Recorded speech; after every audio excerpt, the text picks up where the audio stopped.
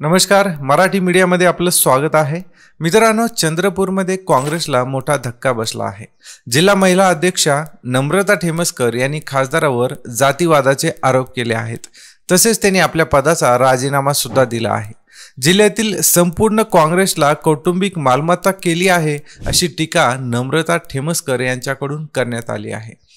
काँग्रेसचे नेते तसेच विधानसभेचे विरोधी पक्ष नेते विजय वडेट्टीवार आणि खासदार प्रतिभा धानोरकर यांच्यातील वाद ताजा असतानाच काँग्रेसला मोठा धक्का बसला आहे। खासदार प्रतिभा धानोरकर यांनी विजय वडेट्टीवारांच्या ब्रह्मपुरी विधानसभा मतदारसंघात कुणबी समाजाच्या मेळाव्यात वादग्रस्त वक्तव्य केलं होतं।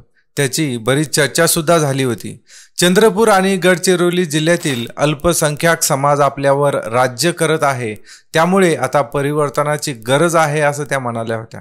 याबाबत धानोरकर यांच्या विरोधात वरिष्ठाकडे तक्रार सुद्धा करण्यात आली होती।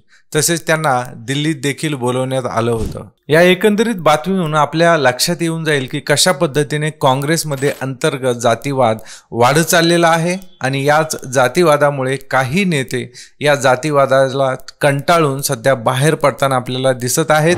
त्या पद्धतीची ही बातमी होती। विधानसभा निवडणुका अगदी काही महिन्यावर येऊन ठेपलेल्या आहेत आणि सर्वच पक्ष निवडणुकीच्या तयारीला आपापल्या पद्धतीने लागलेले आहेत। मित्रांनो, या एकंदरीत बातमीबद्दल आपल्या काय प्रतिक्रिया आहेत ते आम्हाला कमेंट बॉक्समध्ये कमेंट करून द्यायला विसरू नका। धन्यवाद।